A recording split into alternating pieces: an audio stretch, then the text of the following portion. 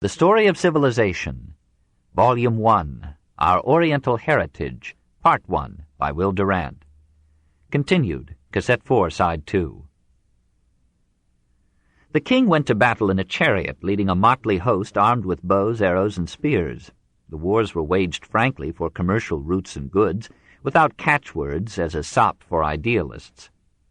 King Manishtusu of Akkad announced frankly that he was invading Elam to get control of its silver mines and to secure diorite stone to immortalize himself with statuary, the only instance known of a war fought for the sake of art. The defeated were customarily sold into slavery, or, if this was unprofitable, they were slaughtered on the battlefield. Sometimes a tenth of the prisoners, struggling vainly in a net, were offered as living victims to the thirsty gods. As in Renaissance Italy, the chauvinistic separatism of the cities stimulated life and art, but led to civic violence and suicidal strife that weakened each petty state and at last destroyed Sumeria. In the empires, social order was maintained through a feudal system. After a successful war, the ruler gave tracts of land to his valiant chieftains and exempted such estates from taxation. These men kept order in their territories and provided soldiers and supplies for the exploits of the king. The finances of the government were obtained by taxes in kind, stored in royal warehouses, and distributed as pay to officials and employees of the state. To this system of royal and feudal administration was added a body of law already rich with precedents when Ur-Engur and Dungi codified the statutes of Ur. This was the fountainhead of Hammurabi's famous code. It was cruder and simpler than later legislation, but less severe. Where, for example, the Semitic code killed a woman for adultery, the Sumerian code merely allowed the husband to take a second wife and reduced the first to a subordinate position. The law covered commercial as well as sexual relations and regulated all loans and contracts, all buying and selling, all adoptions and bequests. Courts of justice sat in the temples, and the judges were for the most part priests. Professional judges presided over a superior court. The best element in this code was a plan for avoiding litigation. Every case was first submitted to a public arbitrator, whose duty it was to bring about an amicable settlement without recourse to law. It is a poor civilization from which we may not learn something to improve our own. 4. Religion and morality, the Sumerian Pantheon, the food of the gods, mythology, education, a Sumerian prayer, temple prostitutes, the rights of woman, Sumerian cosmetics. King Ur-Engur proclaimed his code of laws in the name of the great god Shamash, for government had so soon discovered the political utility of heaven. Having been found useful, the gods became innumerable. Every city and state, every human activity had some inspiring and disciplinary divinity. Sun worship, doubtless already old when Sumeria began, expressed itself in the cult of Shamash, light of the gods, who passed the night in the depths of the north until dawn opened its gates for him. Then he mounted the sky like a flame, driving his chariot over the steeps of the firmament. The sun was merely a wheel of his fiery cart. Nippur built great temples to the god Enlil and his consort Ninlil. Uruk worshipped especially the virgin earth goddess Inini, known to the Semites of Akkad as Ishtar, the loose and versatile Aphrodite Demeter of the Near East. Kish and Lagash worshipped a Mater Dolorosa, the sorrowful mother goddess Ninkarsag, who, grieved with the unhappiness of men, interceded for them with sterner deities. Ningirsu was the god of irrigation, the lord of floods. Abu, or Tammuz, was the god of vegetation. Even Sin was a god, of the moon. He was represented in human form with a thin crescent about his head, presaging the halos of medieval saints. The air was full of spirits, beneficent angels, one each as protector to every Sumerian, and demons or devils who sought to expel the protective deity and take possession of body and soul. Most of the gods lived in the temples, where they were provided by the faithful with revenue, food, and wives. The tablets of Judea list the objects which the gods preferred: oxen, goats, sheep, doves, chickens, ducks, fish, dates, figs, cucumbers, butter, oil, and cakes. We may judge from this list that the well-to-do Sumerian enjoyed a plentiful cuisine. Originally, it seems, the gods preferred human flesh, but as human morality improved, they had to be content with animals. A liturgical tablet found in the Sumerian ruins says with strange theological premonitions, "The lamb is the substitute for humanity. He hath given up a lamb for his life. Enriched by such beneficence, the priests became the wealthiest and most powerful class in the Sumerian cities. In most matters they were the government. It is difficult to make out to what extent the patesi was a priest, and to what extent a king. Urukagina rose like a Luther against the exactions of the clergy, denounced them for their veracity, accused them of taking bribes in their administration of the law, and charged that they were levying such taxes upon farmers and fishermen as to rob them of the fruits of their toil. He swept the courts clear for a time of these corrupt officials, and established laws regulating the taxes and fees paid to the temples, protecting the helpless against extortion, and providing against the violent alienation of funds or property. Already the world was old, and well established in its time-honored ways. Presumably the priests recovered their power when Urukagina died, quite as they were to recover their power in Egypt after the passing of Ikhnaton. Men will pay any price for mythology. Even in this early age, the great myths of religion were taking form. Since food and tools were placed in the graves with the dead, we may presume that the Sumerians believed in an afterlife. But like the Greeks, they pictured the other world as a dark abode of miserable shadows, to which all the dead descended indiscriminately. They had not yet conceived heaven and hell, eternal reward and punishment. They offered prayer and sacrifice not for eternal life, but for tangible advantages here on the earth. Later legend told how Adapa, a sage of Eridu, had been initiated into all lore by Ea, goddess of wisdom. One secret only had been refused him, the knowledge of deathless life. Another legend narrated how the gods had created man happy, how man by his free will had sinned and been punished with a flood, from which but one man, Tagtug the weaver, had survived. Tagtug forfeited longevity and health by eating the fruit of a forbidden tree. The priests transmitted education as well as mythology, and doubtless sought to teach as well as to rule by their myths. To most of the temples were attached schools wherein the clergy instructed boys and girls in writing and arithmetic, formed their habits into patriotism and piety, and prepared some of them for the high profession of scribe. School tablets survive, encrusted with tables of multiplication and division, square and cube roots, and exercises in applied geometry. That the instruction was not much more foolish than that which is given to our children appears from a tablet which is a Lucretian outline of anthropology. Mankind, when created, did not know of bread for eating or garments for wearing. The people walked with limbs on the ground. They ate herbs with their mouths like sheep. They drank ditch water. What nobility of spirit and utterance this first of the historic religions could rise to shines out in the prayer of King Gudea to the goddess Bau, the patron deity of Lagash. O my queen, the mother who established Lagash, the people on whom thou lookest is rich in power. The worshipper on whom thou lookest, his life is prolonged. I have no mother, thou art my mother. I have no father, thou art my father. My goddess Bau, thou knowest what is good. Thou hast given me the breath of life. Under the protection of thee, my mother, in thy shadow I will reverently dwell. Women were attached to every temple, some as domestics, some as concubines for the gods or their duly constituted representatives on earth. To serve the temples in this way did not seem any disgrace to a Sumerian girl. Her father was proud to devote her charms to the alleviation of divine monotony, and celebrated the admission of his daughter to these sacred functions with ceremonial sacrifice and the presentation of the girl's marriage dowry to the temple. Marriage was already a complex institution regulated by many laws. The bride kept control of the dowry given her by her father in marriage, and though she held it jointly with her husband, she alone determined its bequest.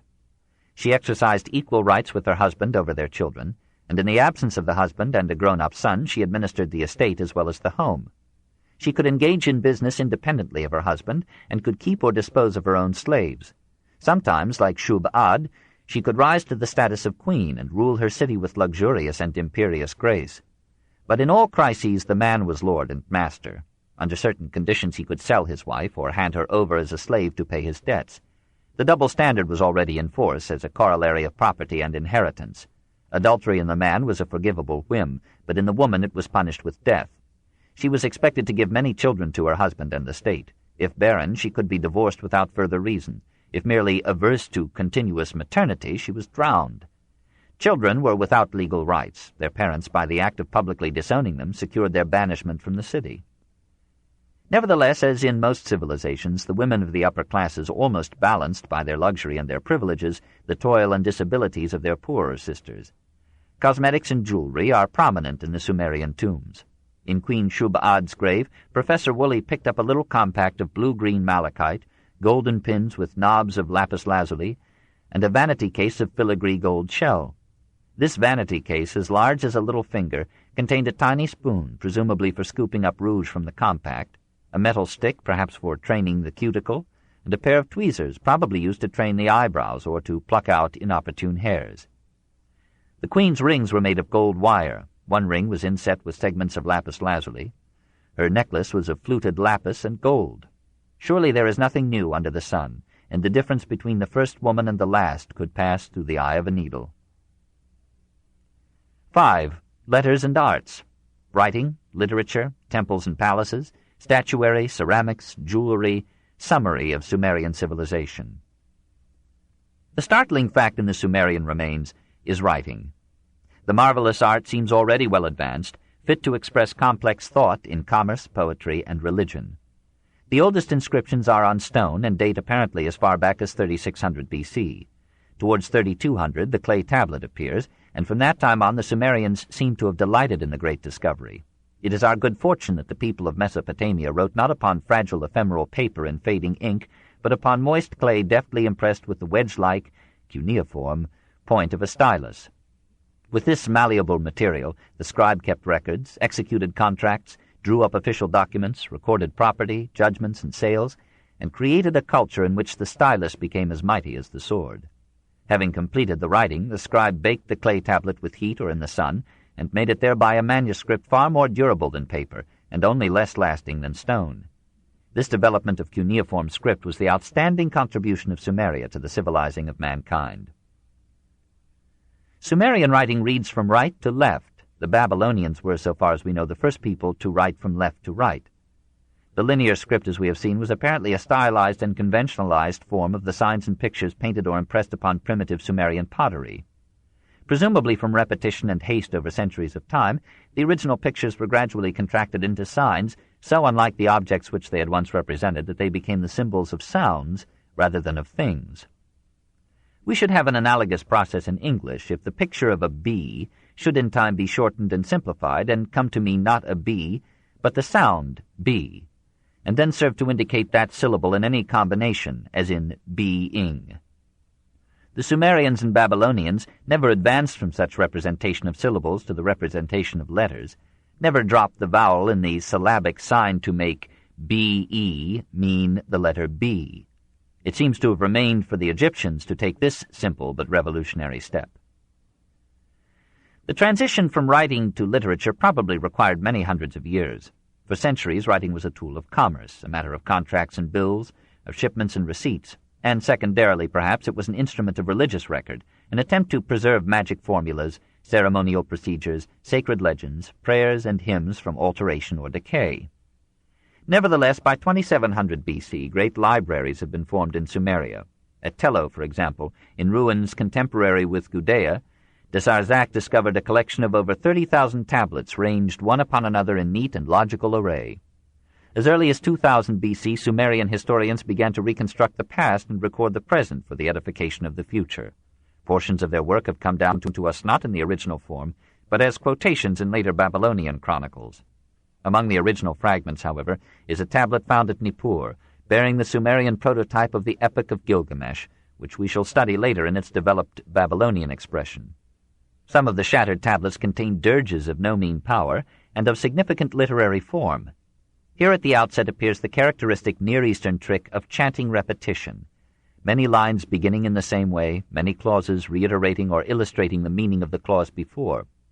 Through these salvaged relics we see the religious origin of literature in the songs and lamentations of the priests. The first poems were not madrigals, but prayers.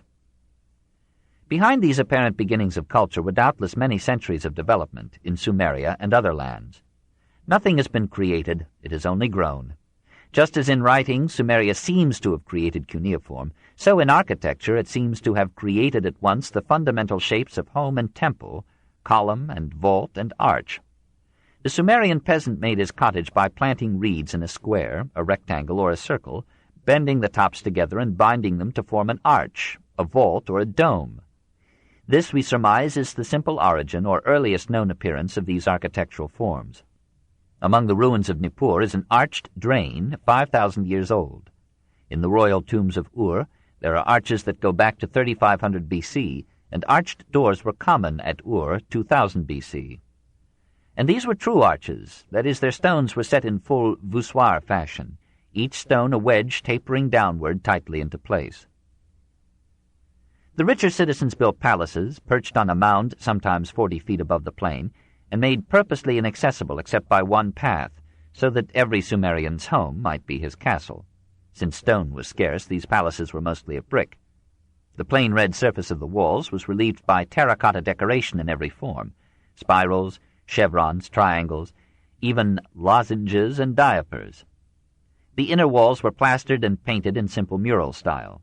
The house was built around a central court, which gave shade and some coolness against the Mediterranean sun. For the same reason, as well as for security, the rooms opened upon this court rather than upon the outer world. Windows were a luxury, or perhaps they were not wanted. Water was drawn from wells, and an extensive system of drainage drew the waste from the residential districts of the towns. Furniture was not complex or abundant, but neither was it without taste. Some beds were inlaid with metal or ivory, and occasionally, as in Egypt, armchairs flaunted feet like lion's claws. For the temples, stone was imported and adorned with copper entablatures and friezes inlaid with semi-precious material. The temple of Nanar at Ur set a fashion for all Mesopotamia with pale blue enameled tiles, while its interior was paneled with rare woods like cedar and cypress, inlaid with marble, alabaster, onyx, agate, and gold. Usually the most important temple in the city was not only built upon an elevation, but was topped with a ziggurat, a tower of 3, 4, or 7 stories, surrounded with a winding external stairway and set back at every stage. Here on the heights the loftiest of the city's gods might dwell, and here the government might find a last spiritual and physical citadel against invasion or revolt. The temples were sometimes decorated with statuary of animals, heroes, and gods, figures plain, blunt, and powerful, but severely lacking in sculptural finish and grace. Most of the extant statues are of King Gudea, executed resolutely but crudely in resistant diorite. In the ruins of Tel el-Ubaid, from the early Sumerian period, a copper statuette of a bull was found, much abused by the centuries, but still full of life and bovine complacency. A cow's head in silver from the grave of Queen Shub-Ad at Ur is a masterpiece that suggests a developed art too much despoiled by time to permit of our giving it its due. This is almost proved by the bas-reliefs that survive. The stelae of the vultures, set up by King Eonatum of Lagash, the porphyry cylinder of Ibn Shar, the humorous caricatures, as surely they must be, of Urnina, and above all the victory stelae of Naram-Sin, share the crudity of Sumerian sculpture, but have in them a lusty vitality of drawing and action characteristic of a young and flourishing art.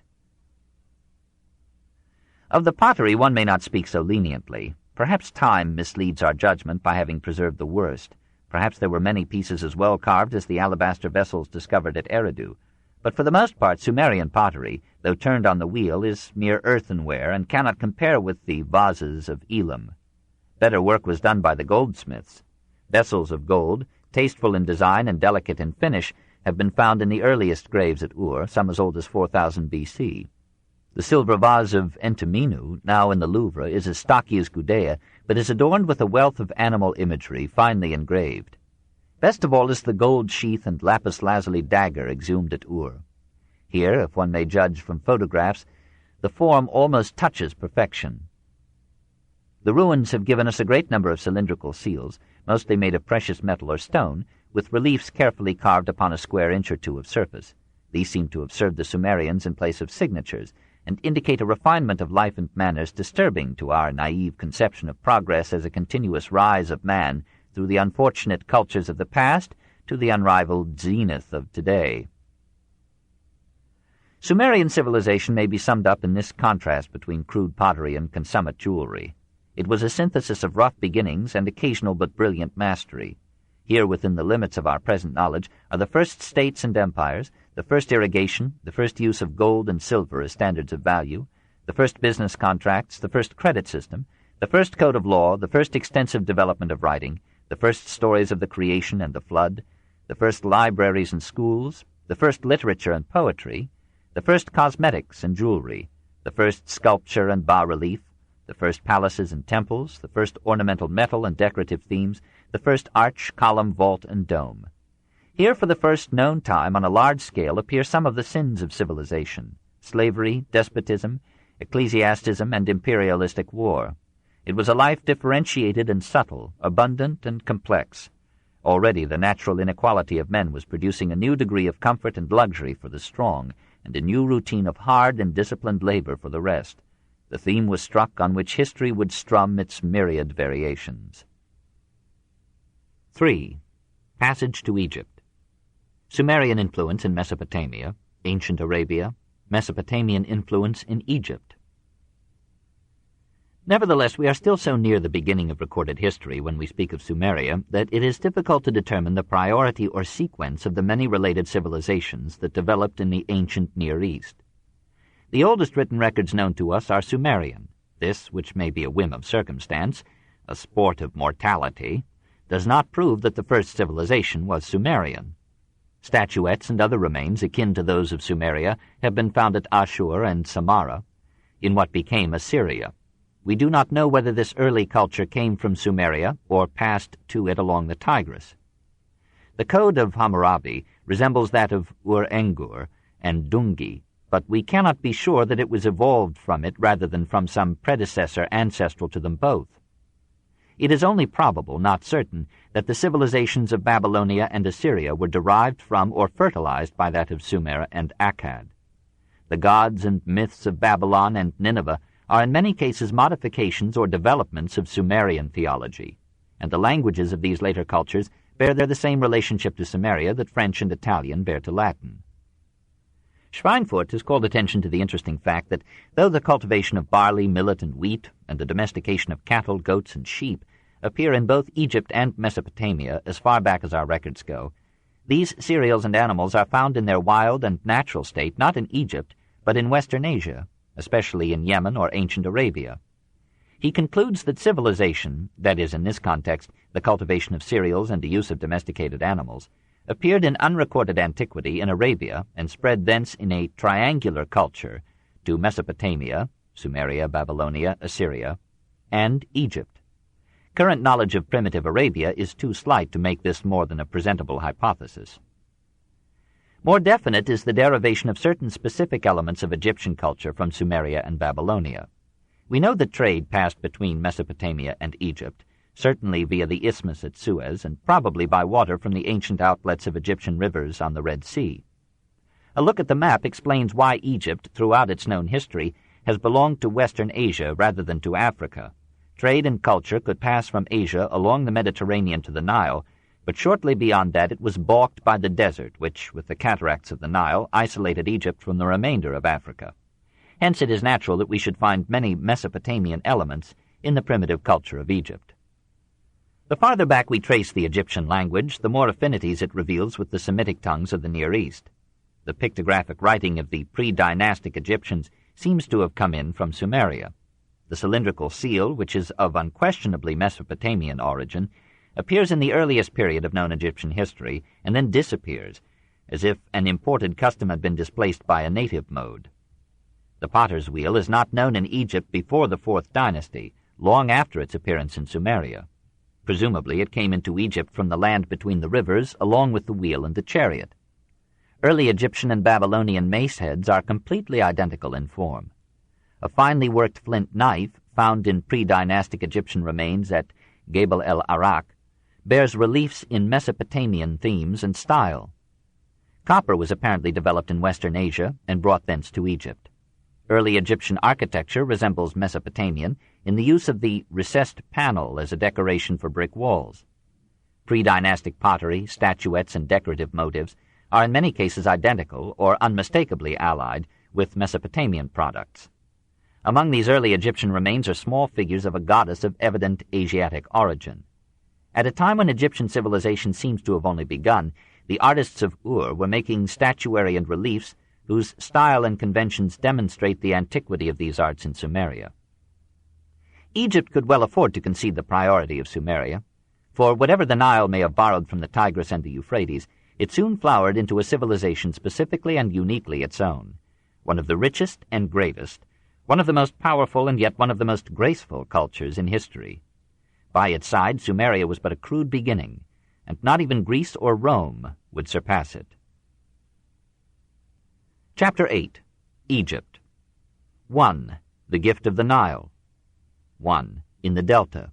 Alexandria, the Nile, the Pyramids, the Sphinx. This is a perfect harbor. Outside the long breakwater, the waves topple over one another roughly. Within it, the sea is a silver mirror. There, on the little island of Pharos, when Egypt was very old, Sostratus built his great lighthouse of white marble, 500 feet high, as a beacon to all ancient mariners of the Mediterranean, and as one of the 7 wonders of the world. Time and the nagging waters have washed it away, but a new lighthouse has taken its place and guides the steamer through the rocks to the quays of Alexandria. Here that astonishing boy-statesman Alexander founded the subtle polyglot metropolis that was to inherit the culture of Egypt, Palestine, and Greece. In this harbor, Caesar received without gladness the severed head of Pompey. As the train glides through the city, glimpses come of unpaved alleys and streets, heat waves dancing in the air, workmen naked to the waist, black-garbed women bearing burdens sturdily, white-robed and turbaned Moslems of regal dignity, and in the distance spacious squares and shining palaces, perhaps as fair as those that the Ptolemies built when Alexandria was the meeting place of the world. Then suddenly it is open country, and the city recedes into the horizon of the fertile delta, that green triangle which looks on the map like the leaves of a lofty palm tree held up on the slender stalk of the Nile. Once, no doubt, this delta was a bay. Patiently the broad stream filled it up, too slowly to be seen, with detritus carried down 1,000 miles. Now, from this little corner of mud, enclosed by the many mouths of the river, 6 million peasants grow enough cotton to export $100 million worth of it every year. There, bright and calm under the glaring sun, fringed with slim palms and grassy banks, is the most famous of all rivers. We cannot see the desert that lies so close beyond it, or the great empty wadis, riverbeds, where once its fertile tributaries flowed. We cannot realize yet how precariously narrow a thing this Egypt is, owing everything to the river, and harassed on either side with hostile shifting sand. Now the train passes amid the alluvial plain. The land is half covered with water, and crossed everywhere with irrigation canals. In the ditches and the fields, black fellahin labor, knowing no garment but a cloth about the loins. The river has had one of its annual inundations, which begin at the summer solstice and last for 100 days. Through that overflow, the desert became fertile, and Egypt blossomed, in Herodotus's phrase, as the gift of the Nile. It is clear why civilization found here one of its earliest homes. Nowhere else was a river so generous in irrigation and so controllable in its rise. Only Mesopotamia could rival it. For thousands of years the peasants have watched this rise with anxious eagerness. To this day public criers announce its progress each morning in the streets of Cairo. So the past, with the quiet continuity of this river, flows into the future, lightly touching the present on its way. Only historians make divisions. Time does not. But every gift must be paid for, and a peasant, though he valued the rising waters, knew that without control they could ruin as well as irrigate his fields. So from time beyond history he built these ditches that cross and recross the land. He caught the surplus in canals, and when the river fell he raised the water with buckets pivoted on long poles, singing as he worked the songs that the Nile has heard for 5,000 years. For as these peasants are now, somber and laughterless even in their singing, so they have been, in all likelihood, for 50 centuries. This water-raising apparatus is as old as the pyramids, and 1 million of these fellahin, despite the conquests of Arabic, still speak the language of the ancient monuments. Here in the delta, 50 miles southeast of Alexandria, is the site of Naucratis, once filled with industrious, scheming Greeks. 30 miles farther east, the site of Sais, where in the centuries before the Persian and Greek conquests, the native civilization of Egypt had its last revival. And then, 129 miles southeast of Alexandria, is Cairo. A beautiful city, but not Egyptian. The conquering Moslems founded it in A.D. 968. Then the bright spirit of France overcame the gloomy Arab and built here a Paris in the desert, exotic and unreal. One must pass through it by motor car or leisurely fiacre to find old Egypt at the pyramids. How small they appear from the long road that approaches them. Did we come so far to see so little? But then they grow larger, as if they were being lifted up into the air. Round a turn in the road we surprise the edge of the desert, and there suddenly the pyramids confront us, bare and solitary in the sand, gigantic and morose against an Italian sky. A motley crowd scrambles about their base, stout businessmen on blinking donkeys, stouter ladies secure in carts, young men prancing on horseback, young women sitting uncomfortably on camelback, their silk knees glistening in the sun, and everywhere grasping Arabs. We stand where Caesar and Napoleon stood, and remember that 50 centuries look down upon us, where the father of history came 400 years before Caesar and heard the tales that were to startle Pericles. A new perspective of time comes to us. 2 millenniums seem to fall out of the picture, and Caesar, Herodotus, and ourselves appear for a moment contemporary and modern before these tombs that were more ancient to them than the Greeks are to us. Nearby, the Sphinx, half lion and half philosopher, grimly claws the sand and glares unmoved at the transient visitor and the eternal plain. It is a savage monument, as if designed to frighten old lechers and make children retire early. The lion body passes into a human head with prognathous jaws and cruel eyes. The civilization that built it, circa 2990 B.C., had not quite forgotten barbarism. Once the sand covered it, and Herodotus, who saw so much that is not there, says not a word of it. Nevertheless, what wealth these old Egyptians must have had, what power and skill, even in the infancy of history, to bring these vast stones 600 miles, to raise some of them weighing many tons to a height of 1,000 feet, and to pay or even to feed the 100,000 slaves who toiled for 20 years on these pyramids. Herodotus has preserved for us an inscription that he found on one pyramid, recording the quantity of radishes, garlic, and onions consumed by the workmen who built it. These things, too, had to have their immortality. Despite these familiar friends, we go away disappointed. There is something barbarically primitive, or barbarically modern, in this brute hunger for size. It is the memory and imagination of the beholder that, swollen with history, make these monuments great. In themselves they are a little ridiculous, vainglorious tombs in which the dead sought eternal life. Perhaps pictures have too much ennobled them. Photography can catch everything but dirt, and enhances man-made objects with noble vistas of land and sky. The sunset at Giza is greater than the pyramids. 2. Upstream. Memphis, the masterpiece of Queen Hatshepsut. The colossi of Memnon, Luxor and Karnak, the grandeur of Egyptian civilization. From Cairo, a little steamer moves up the river, that is, southward, through 6 leisurely days to Karnak and Luxor. 20 miles below Cairo, it passes Memphis, the most ancient of Egypt's capitals. Here, where the great 3rd and 4th dynasties lived, in a city of 2 million souls, nothing now greets the eye but a row of small pyramids and a grove of palms. For the rest there is only desert, infinite villainous sand, slipping under the feet, stinging the eyes, filling the pores, covering everything, stretching from Morocco across Sinai, Arabia, Turkestan, Tibet, to Mongolia. Along that sandy belt across 2 continents, civilization once built its seats and now is gone, driven away, as the ice receded, by increasing heat and decreasing rain. By the Nile, for a dozen miles on either side, runs a ribbon of fertile soil. From the Mediterranean to Nubia, there is only this strip redeemed from the desert. This is the thread upon which hung the life of Egypt. And yet how brief seems the lifespan of Greece or the millennium of Rome beside the long record from Menes to Cleopatra. A week later the steamer is at Luxor. On this site, now covered with Arab hamlets or drifting sand, once stood the greatest of Egypt's capitals, the richest city of the very ancient world, known to the Greeks as Thebes, and to its own people as Wesi and Ne. On the eastern slope of the Nile is the famous winter palace of Luxor, aflame with bougainvillea.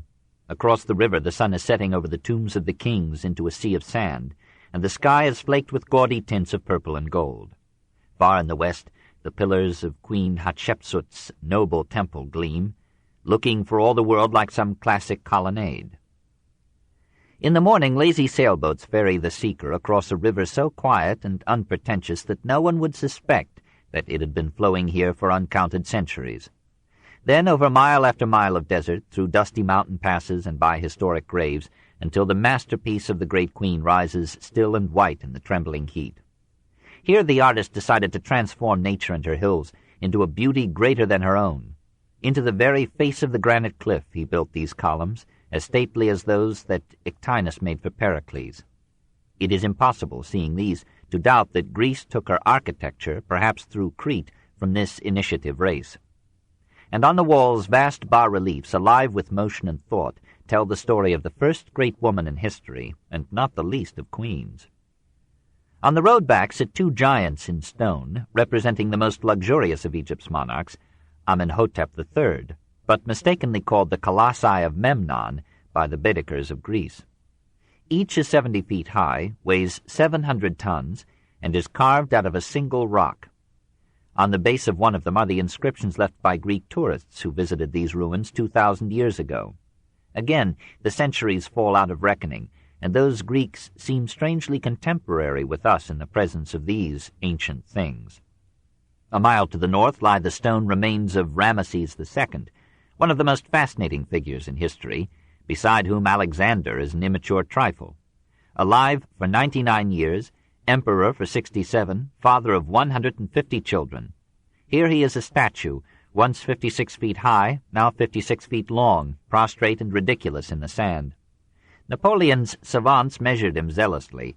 They found his ear 3.5 feet long, his foot 5 feet wide, his weight 1,000 tons. For him, Bonaparte should have used his later salutation of Goethe, "Voilà un homme." Behold, a man. All around now, on the west bank of the Nile, is the city of the dead. At every turn, some burrowing Egyptologist has unearthed a royal tomb. The grave of Tutankhamun is closed, locked even in the faces of those who thought that gold would open anything. But the tomb of Seti I is open, and there in the cool earth one may gaze at decorated ceilings and passages, and marvel at the wealth and skill that could build such sarcophagi and surround them with such art. In one of these tombs, the excavators saw, on the sand, the footprints of the slaves who had carried the mummy to its place 3,000 years before. But the best remains adorn the eastern side of the river. Here at Luxor, the lordly Amenhotep III, with the spoils of Thutmose III's victories, began to build his most pretentious edifice. Death came upon him as he built. Then, after the work had been neglected for a century, Ramesses II finished it in regal style. At once the quality of Egyptian architecture floods the spirit. Here are scope and power, not beauty merely, but a masculine sublimity. A wide court, now waste with sand, paved of old with marble. On three sides majestic colonnades matched by Karnak alone. On every hand carved stone in bas-relief and royal statues proud, even in desolation. Imagine 8 long stems of the papyrus plant, nurse of letters and here the form of art. At the base of the fresh unopened flowers bind the stems with 5 firm bands that will give beauty strength. Then picture the whole stately stalk in stone. This is the papyriform column of Luxor. Fancy a court of such columns, upholding massive entablatures and shade-giving porticos. See the whole as the ravages of 30 centuries have left it. Then estimate the men who, in what we once thought the childhood of civilization, could conceive and execute such monuments. Through ancient ruins and modern squalor, a rough footpath leads to what Egypt keeps as its final offering, the Temples of Karnak. 100 pharaohs took part in building them, from the last dynasties of the Old Kingdom to the days of the Ptolemies. Generation by generation the structures grew, until 60 acres were covered with the lordliest offerings that architecture ever made to the gods. An avenue of sphinxes leads to the place where Champollion, founder of Egyptology, stood in 1828 and wrote, "I went at last to the palace, or rather to the city of monuments, to Karnak. There all the magnificence of the pharaohs appeared to me, all that men have imagined and executed on the grandest scale. No people, ancient or modern, has conceived the art of architecture on a scale so sublime, so great, so grandiose, as the ancient Egyptians. They conceived like men 100 feet high." To understand it would require maps and plans, and all an architect's learning. A spacious enclosure of many courts, 1/3 of a mile on each side, a population of once 86,000 statues, a main group of buildings constituting the Temple of Amman, 1,000 by 300 feet, great pylons or gates between one court and the next, the perfect heraldic pillars of Thutmose III, broken off rudely at the top but still of astonishingly delicate carving and design, the festival hall of the same formidable monarch, its fluted shafts here and there anticipating all the power of the Doric column in Greece, the little temple of Ptah with graceful pillars rivaling the living palms beside them, the promenade, again the work of Thutmose's builders, with bare and massive colonnades, symbol of Egypt's Napoleon.